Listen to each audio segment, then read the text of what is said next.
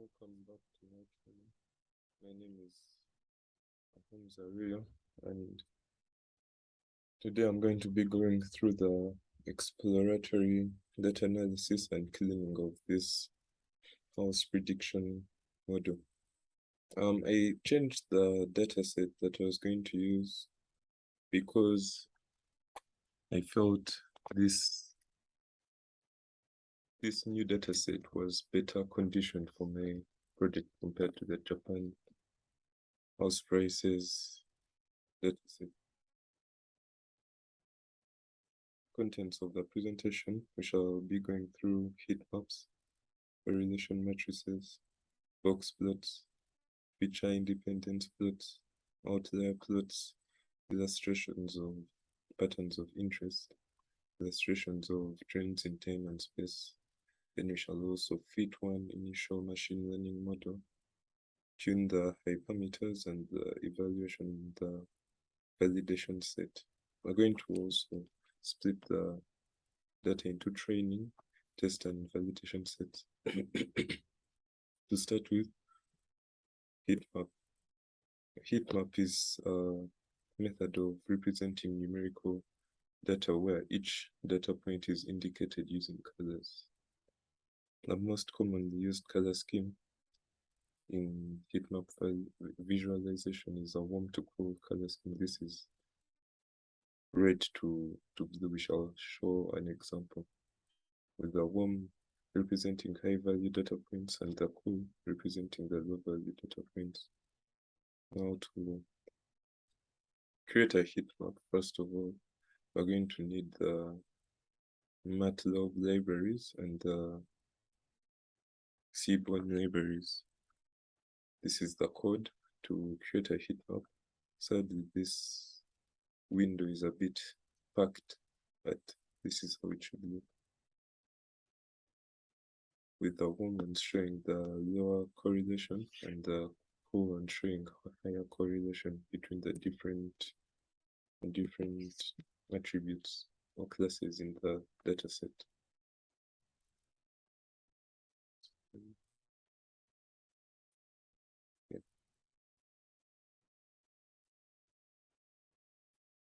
Second, a correlation matrix. This is a table which displays correlation coefficients for different variables.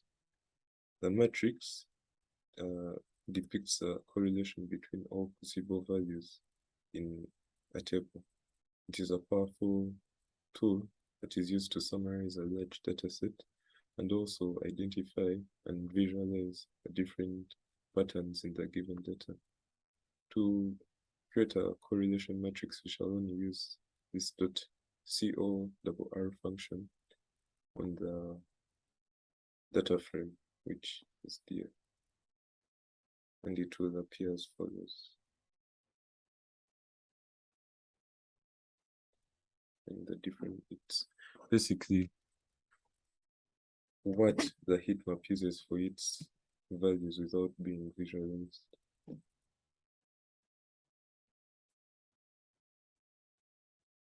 A box plot is a method of graphically demonstrating numerical data's locality, spread, and skewness through their quartiles.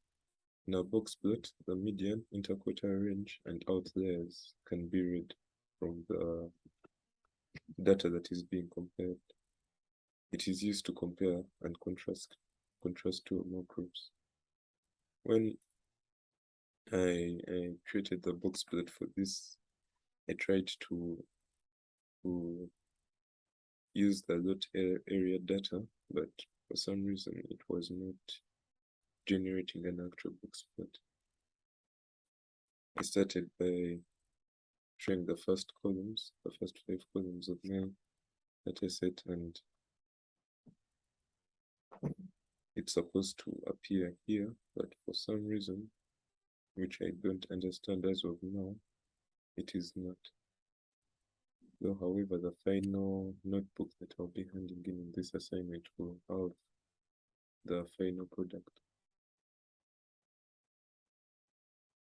Feature independence plots. This is a type of visualization that is used to access independence of different features inside the dataset.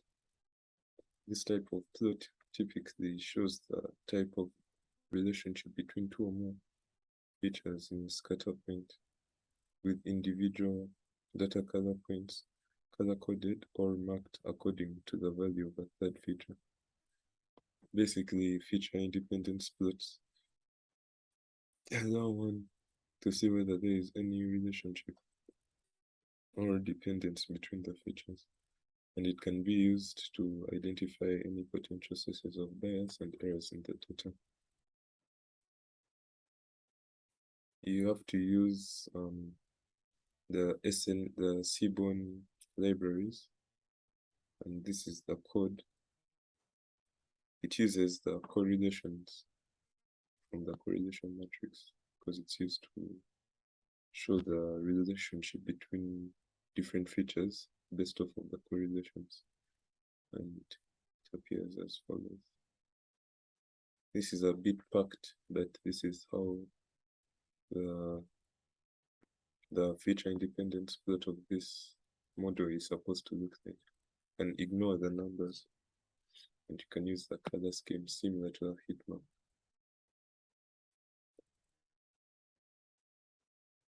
Outlier plots. These are graphical representations of data which show individual data points that are significantly different from the rest of the data.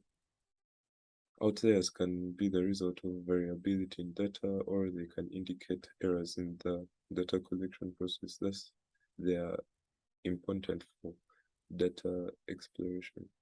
In an outlier plot, the outlying points are typically represented by a different symbol or colored than the rest of the data points, which makes them easy to identify. In this case, we're going to only be using sales price and the lot area. It uses the matplot library, and it will appear as follows, with the x-axis being lot area and y-axis being sales price. In this case, we have used a scatter diagram.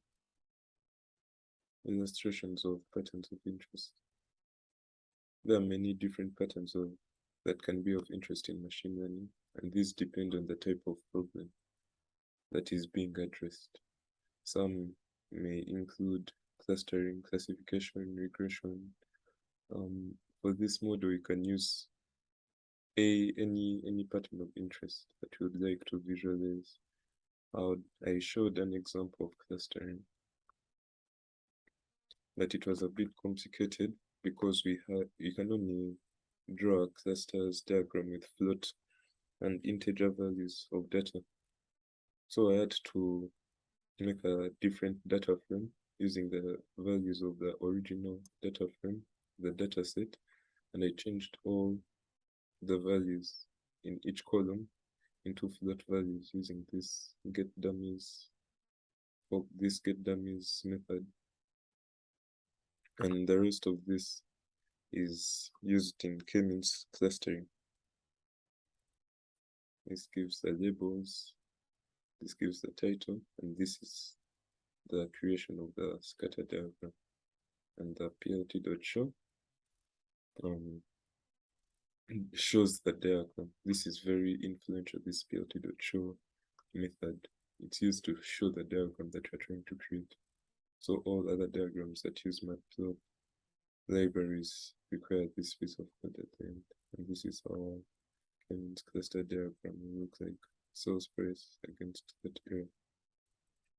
Illustrations of time and space. Time and space are important consideration in machine learning tasks. In some cases, the goal is to predict future values based off of historical data. This could be This could be the data set that's being used to train the model. Examples of such illustrations are time series plots, heat maps, and scatter plots, among others. We already have a heat map, which we drew earlier in the presentation, so you don't need to repeat that.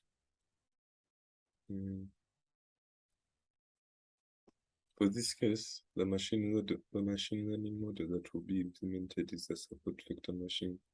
It is a supervised machine learning model that uses classification algorithms for two-group classification problems.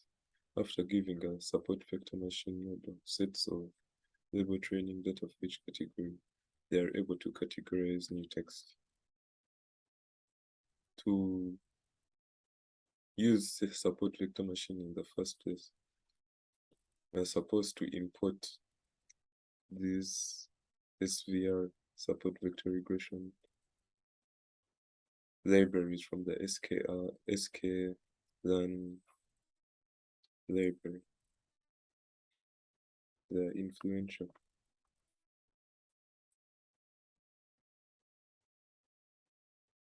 So this code is just getting the features that we're going to be using in this support vector model. Important number columns shall create a list that only selects these specific data values from the sell price column in the dataset. Then cat calls, which will involve all these other columns: land slope, cell condition, kitchen quality, heating, etc.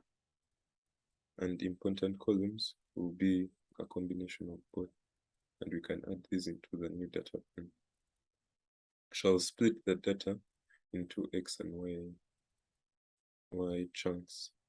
Use this get dummies from the from one of the previous examples I just showed, and it will turn the string values into float values so that these methods can work on them. So we split this data into the X and Y chunks, standardize it using these methods, and we split the data into train, validation, and test sets using this method.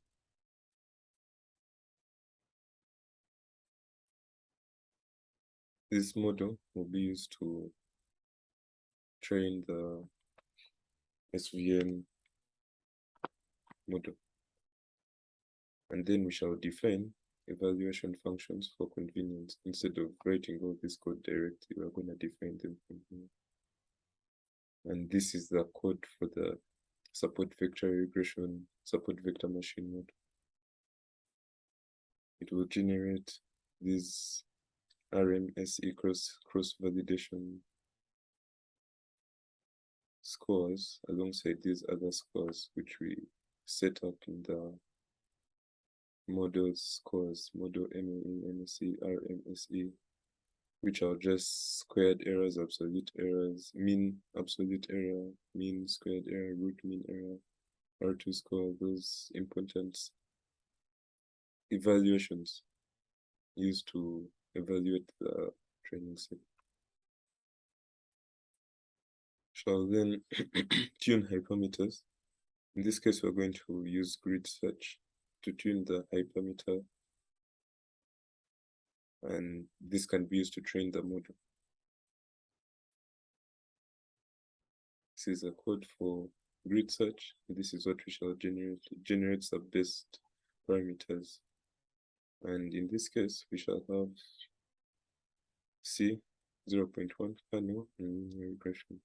And we shall have the final evaluation on the validation set using performance metrics. In this case, we're just going to use accuracy. And since it's a SVR model, we shall use model as usual, and this is the validation accuracy that we shall have on our data set. Thank you for watching. On to the next video.